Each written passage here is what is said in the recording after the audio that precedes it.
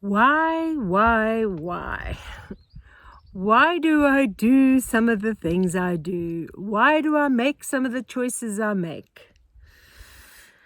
Well, that's a good question.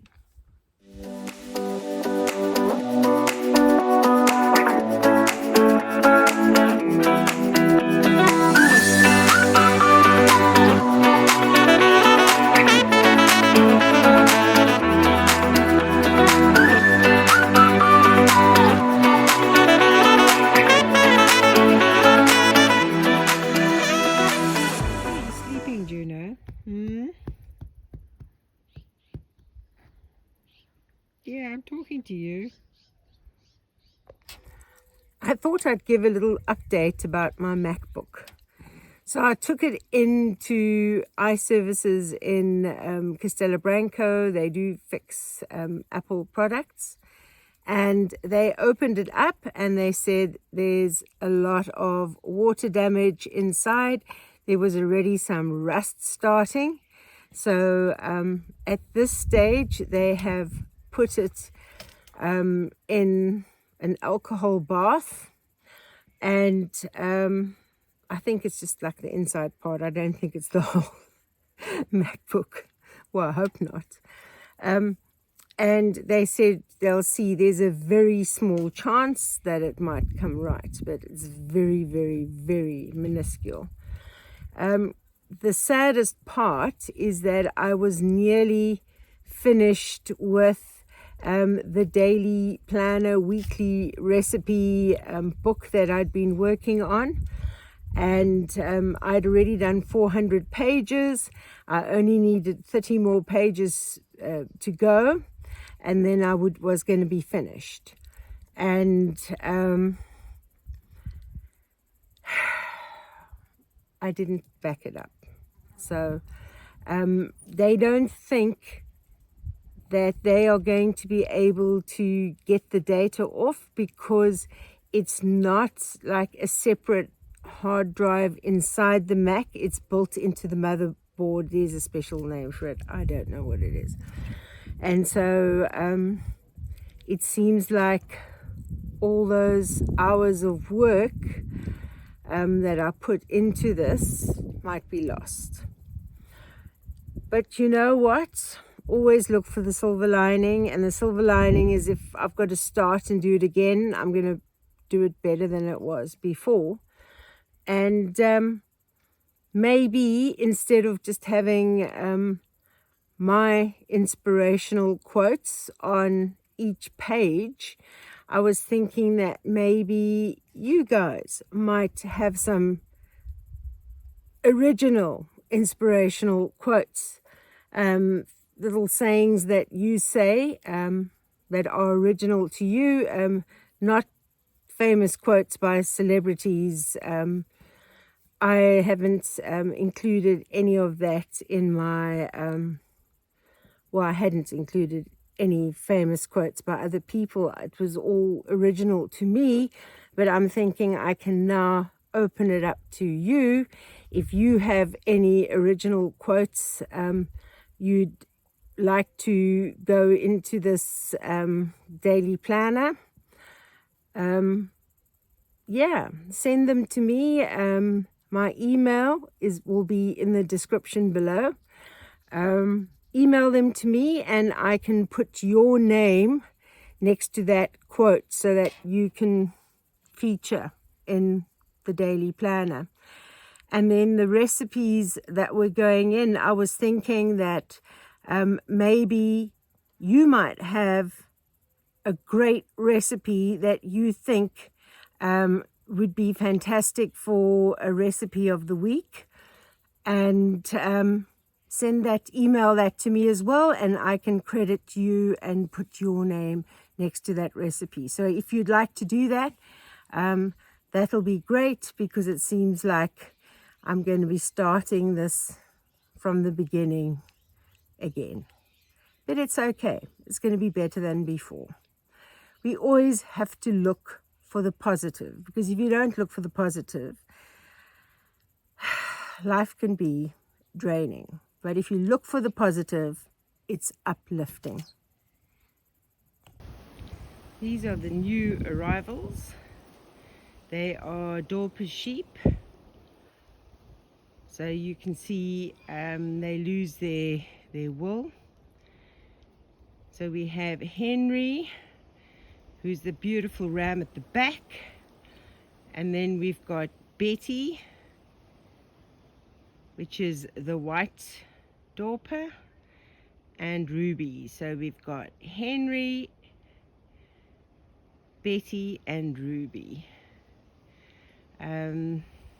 They arrived yesterday evening, so they are still settling in. So they're still a little bit skittish. So I have some corn and that I'm just using this to shake so that they can associate that with food coming. I have a little bit of what they call mistura over here for them in a bucket, but they're still very scared, obviously. Hey, you guys want to eat?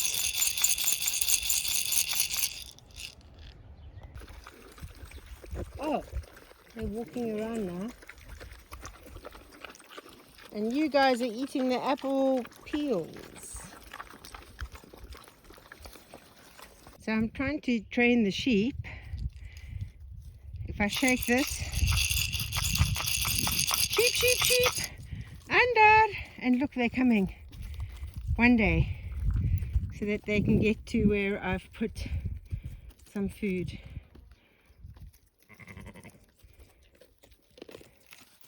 Oh, you guys are doing so well. Oh, I won't make sudden moves, I promise, I promise. They're still skittish, but they followed me today, which I'm very pleased about.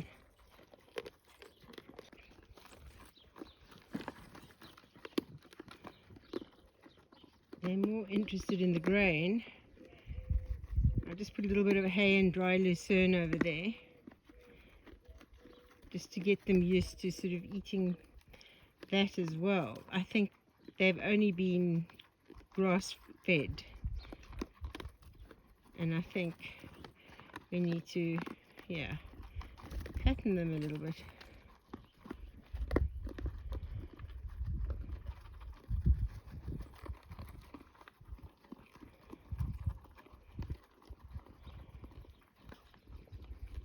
Yes, Henry.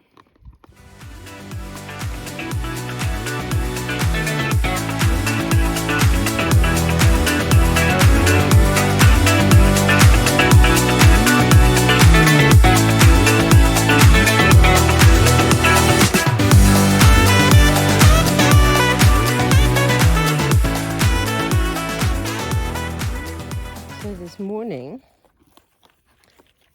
as soon as the pig choir started up, the sheep choir started up at the back, all going meh, meh.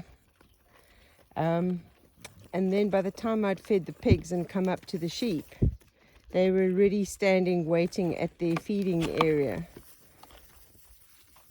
So this is only their second day here. They've learned quite quickly. So even though they were standing here, I still shook the jar with the corn in and shouted sheep, sheep, sheep, andar, andar. And just so that they can always associate that with the fact that they're going to be fed. But they've learned quite quickly. But I was quite, as soon as the pig choir started, the sheep choir started. It was quite funny.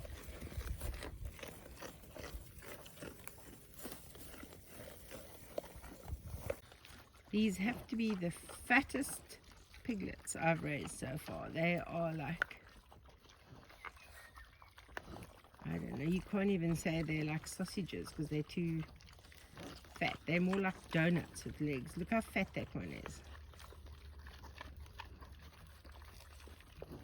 Love the wallows. Got wallows in different places and they love them. George Cooney has had breakfast and is having a snooze. Look how fat he is. Maggie's in a mood today, fighting with everybody. She might be coming into season. But Flapjack is showing interest and she's not very interested. She's been picking on everybody today, on Maggie.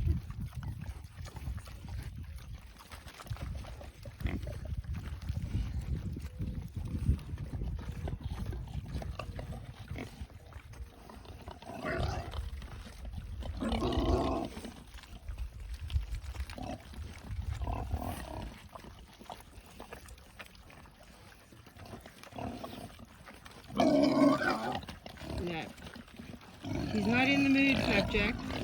Not in the mood.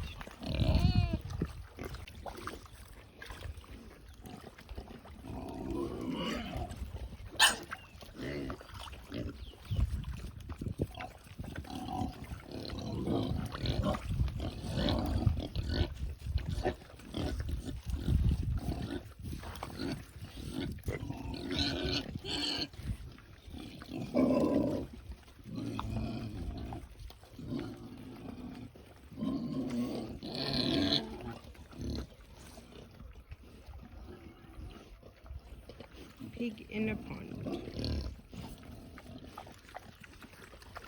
Flapjack's not giving up. Maggie is not interested. Oh, and he accidentally fell on George, and George is not impressed. Are you, George? Yes.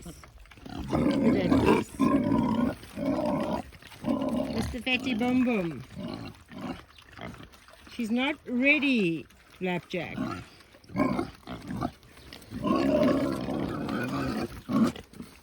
And Chris just carries on eating. He knows she's not ready. Hey Chris, you're not going to waste your time, eh?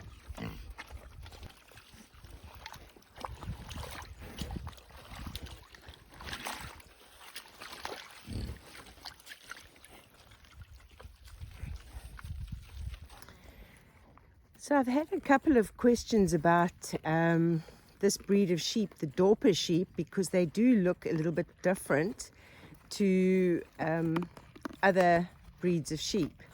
So this Dorper breed was developed in South Africa, and it came from a mixture of the black-headed Persian and the Dorset, and it's a sheep that it's a hair sheep, but it also has wool, but it molts the wool so you don't have to shear it. So I wanted a breed of sheep that was low maintenance. I didn't want to have to worry with shearing, and with the Dorpers you don't have to shear. The little one over here that you still see has got quite a bit of wool is only 3 months hold, so she hasn't got to the molting time yet, but I'm sure she will soon. And so you get white-headed Dorpers and black-headed Dorpers. And this breed it's a meat sheep, and it was specially developed to survive in very, very dry, drought-stricken areas. So they are one of the best sheep at converting little grass into meat. So I wanted them for that aspect, because I think they are very our conditions here where they can survive in cold temperatures in winter, because it does get cold in the Karoo in winter, and hot temperatures in summer, because it does get very hot in the Karoo in summer.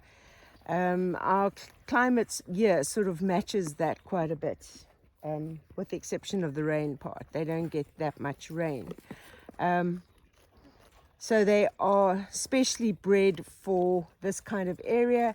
They've introduced them into Australia as well. They're doing well there, and I think they've recently, well, the last few years, been introduced into the US as well. So they are in this pen that will be a pig pen. I wanted to rather just put them in a smaller pen to get used to the farm and to acclimatize before I move them into a pen that's going to have more grass. I mean, there is still grass in here. I've seen them eating the pine needles. I've seen them eating the broom. They eat different grasses. I mean, they eat the same grasses as normal sheep, but they do eat other stuff that goats eat and sheep don't eat. So they are almost like a cross between a goat and a sheep, I reckon.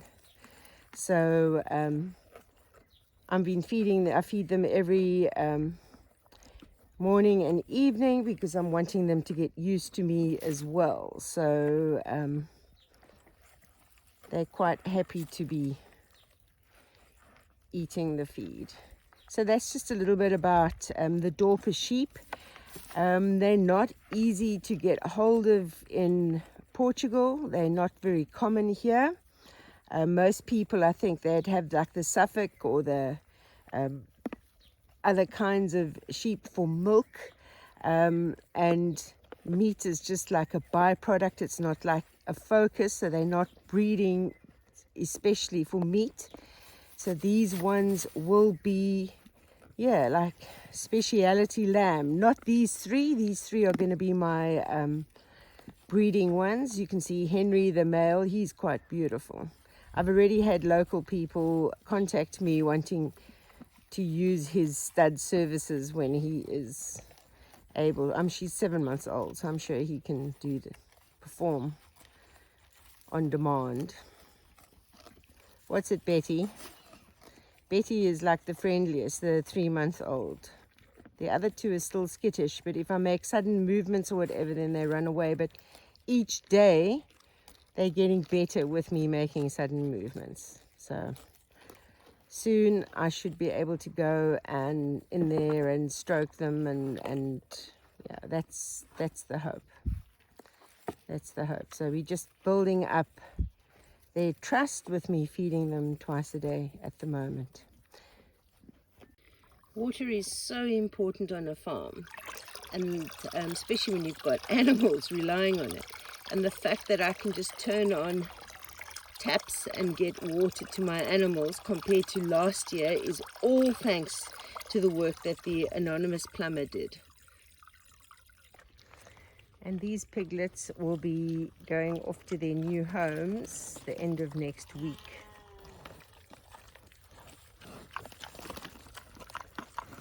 I think Coco Pop is tired of them now. Yes, he's tired of these ones.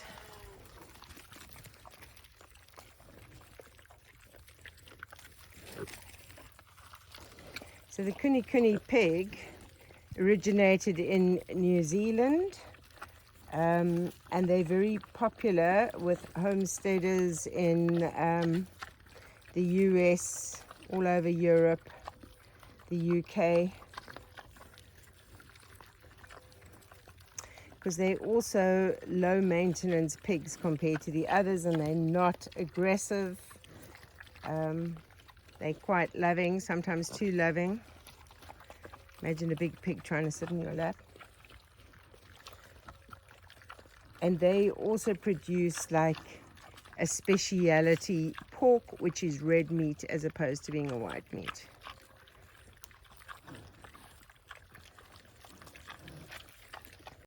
So my goal with the Dorpers and the Kunekunes is to produce good quality animals that I sell on to others, and eventually I'll be keeping some that will then be fattened to go to the freezer farm. Because I have the vet coming every month, and my animals are registered with the agricultural department, that means that I can take my meat to a proper abattoir, and not my meat, my animals if I want, and then the meat will be able to be sold.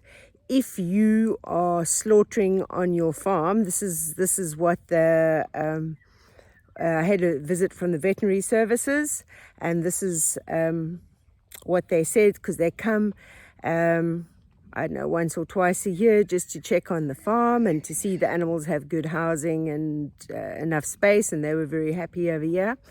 But they said that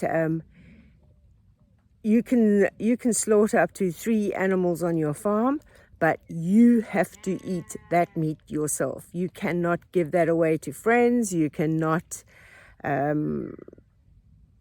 give it to family. You cannot sell it, and there's no possible ways I am going to be able to eat 3 pigs by myself. So if you are wanting to sell the meat, then it has to be done at a registered abattoir. And the closest one here is Pedrogo Grande, but I am nowhere near that point in my journey. I'm still developing my breeding herd. I still have waiting lists for piglets, so that is far in the future, in about a year or two's time. I'm about to do another mix over here for my bottle wall, but I have to show you something. So this wash basin over here is not connected to the drain system because we haven't been able to get the particular drain, or whatever it's called, I don't know, trap, I think maybe, that fits this basin. We got 3 different traps and none of them fit the basin. So I was going to move this plastic basin over here out of the way so that I could fill water for my mix. And as I moved it, have a look.